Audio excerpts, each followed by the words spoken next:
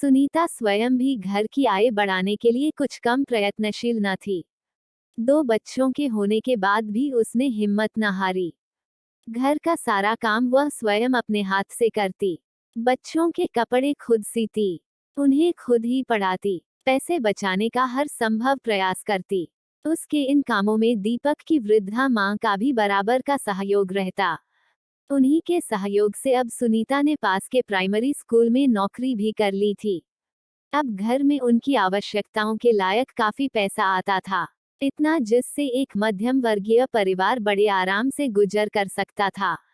धीरे धीरे उन्होंने सारी आवश्यक वस्तुएं, सोफा, अलमारी, गैस, मशीन, फ्रिज सभी कुछ जुटा लिया। पर सुनीता इतने से ही संतुष्ट न थी। उसे अब चाहिए था एक अच्छा घर, और अब वह सदा दीपक को इसके लिए ही प्रेरित करती रहती। पर इधर कुछ दिनों से दीपक को न जाने क्या होता जा रहा था। हर समय गुमसुम परेशान सा रहता, कुछ कहती तो वह झुंझला उठता और सुनीता बुरा मान जाती। घर की शांति भंग हो जाती। दीपक अब हर समय एक तनाव में जीता। आखिर कहां से और कैसे पूरी करे वह सुनीता की मांगें। एकमात्र बेटे की ऐसी हालत वृद्धा मां को बेचैन किए रहती। पर बहू को समझाना उनके वश की बात न थी। दीपक को अनिद्रा की बीमारी ने घेरना शुरू कर दिया, और जब मर्ज ज्यादा बढ़ा तो डॉक्टर ने उसकी बीमारी का सारा दोष सुनीता के सिर मढ़ दिया। सुनीता स्तब्ध रह गई। दीपक की ऐसी हालत उसके कारण होगी, यह तो वह कभी समझ ही न सकी थी। दीपक को कई माह छुट्टी पर रहना पड़ा। अंशकालिक नौकरी छूट गई, पर मां के स्नेह और उनकी अथक सेवा ने बेटे को उबार लिया। वह फिर से स्वस्थ होकर काम पर जाने लगा, पर मां के अत्यधिक आग्रह के कारण उसने अंशकालिक नौकरी करने का इरादा छोड़ दिया। पहली बार सुनीता मां के आग्रह के आगे कुछ न बोल सकी। अब उसने इस विषय पर दीपक से कुछ कहना सुनना ही बंद कर दिया था। दीपक के स्वास्थ्य के लिए डॉक्टरों ने इसकी मनाही भी तो की थी, पर बच्चों के साथ उसके रवैये में कोई परिवर्तन न हुआ। मां जब तक जीवित रहीं, अपनी ममता से बच्चों के सहमे सकुचाए व्यक्तित्व को सहलाती रहीं, पर उनकी मृत्यु के बाद बच्चे ही क्या, स्वयं दीपक भी अपने को अनाथ महसूस करने लगा। कौन था अब दुनिया में उसका दुख दर्द समझने वाला। उसका कई बार जी चाहा वह कहीं भाग जाए, दूर, बहुत दूर, जहां कोई उसे उसके अभावों की याद दिलाने वाला न हो। पर बच्चों का मोह उसे कोई गलत कदम उठाने न देता। क्या होगा उनका उसके बाद। बच्चे सुनीता से अधिक उससे ही घुले हुए थे। अब उसका जीवन एक बंधी बंधाई दिनचर्या में ढल कर रह गया था। घर से दफ्तर, दफ्तर से घर, सिनेमा, सैर सपाटे, दोस्त सब पीछे छूट गए थे, क्योंकि इन पर कुछ भी खर्च करना सुनीता की दृष्टि में धन का अपव्यय था। दीपक अपनी उदास शामें अब मात्र अखबार के सहारे काटने पर विवश था। कभी मन करता तो घर के कामों में कुछ हाथ बटाता या फिर सब्जी, राशन ले आता। अपने समय को उसने अपने हिसाब से जीना सीख लिया था।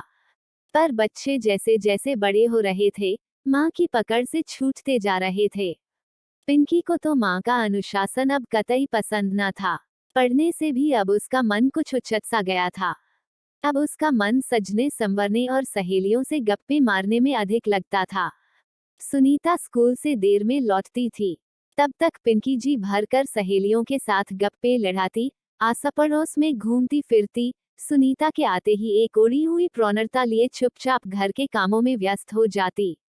दीपक जानता था यह सब, फिर भी वह सुनीता से कुछ न कहता।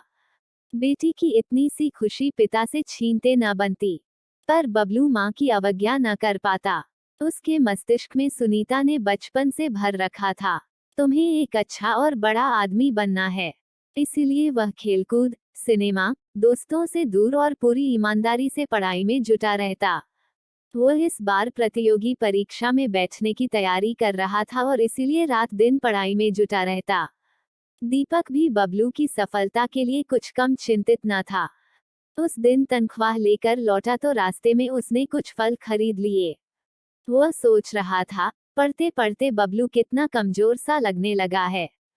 फिर कल से तो उसकी परीक्षाएं भी हैं, आज शाम वह उसे संतरे का रस पिलाएगा। पर फल लेकर वह जैसे ही मुड़ा, उसे सामने के सिनेमा हॉल से पिंकी किसी युवक का हाथ थामे बाहर आती दिखी। दीपक हैरान रह गया। यह कौन सी राह पर पिंकी बढ़ रही है? सुनीता को अब तो बतानी ही होगी यह बात। विचारों में खोया दीपक लौट आया, पर घर का नजारा देख दीपक सन रह गया। बबलू खाट पर बेहोश पड़ा था। सुनीता उसके मुंह पर पानी के छींटे मार रही थी और सारे पड़ोस की औरतें उन्हें घेरे खड़ी थीं। दीपक बबलू के पास बैठ सिर पर हाथ फेरता हुआ बोला, बबलू बेटे, कुछ तो बोलो, क्या हो गया? दीपक का गला भर आया। सुनीता भी कम परेशान ना थी। लोग डॉक्टर को बुलाने की सलाह दे रहे थे, पर तभी बबलू को होश आ गया। सामने पिता को देख वह उनके सीने से लिपट गया और फूट फूट कर रोने लगा। रोते रोते वह कहता जा रहा था, पिताजी, मैं पास नहीं हो सकूंगा। मुझे कुछ भी याद नहीं होता। मेरा सिर चक्कर खा रहा है। जी घबरा रहा है। मैं हरगिज पास नहीं हो सकता। बताओ पिताजी, बताओ, फिर क्या होगा?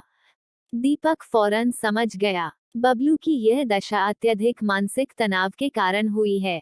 सुनीता हरदम ही तो सोचती रहती है बेटे के बारे में। बबलू जानता है, यदि उसका चयन न हुआ तो फिर वह क्या मुंह दिखाएगा माँ को? उसकी माँ ने कितने ऊंचे सपने देख रखे हैं उसके लिए, और यही भय आज बबलू को ले डूबा। कल से उसकी परीक्षा है और आज वह भयभीत है कि उसके पेपर कहीं अच्छे न हुए तो। दीपक मन ही मन सुनीता के प्रति क्रोध से भर उठा। बेटे को एक झटके में उठा अपने पलंग पर ला कर लिटा दिया। पीछे पीछे सुनीता संतरे का रस लिए बेटे को पिलाने लाई तो वह बुरी तरह भड़क उठा। सुनीता, तुमने हम सब की जिंदगी बर्बाद कर दी।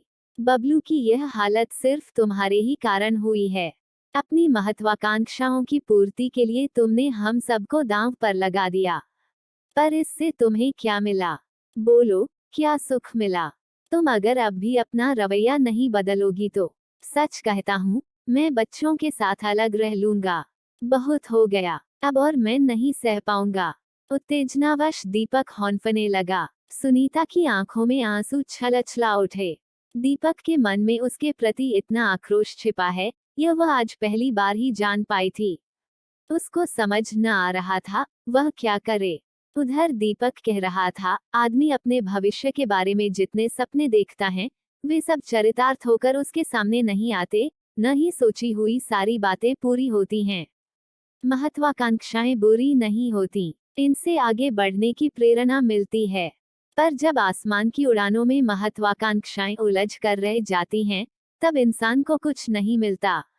हर आदमी की एक सीमित क्षमता होती है, उससे आगे वह भला कितना और कहां तक जाएगा।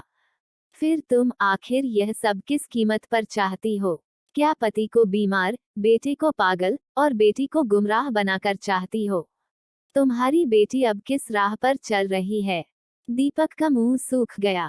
पानी पीकर वह बबलू के पास ही पलंग पर लेट गया। सुनीता देर रात तक अपने कमरे में बैठी रोती रही।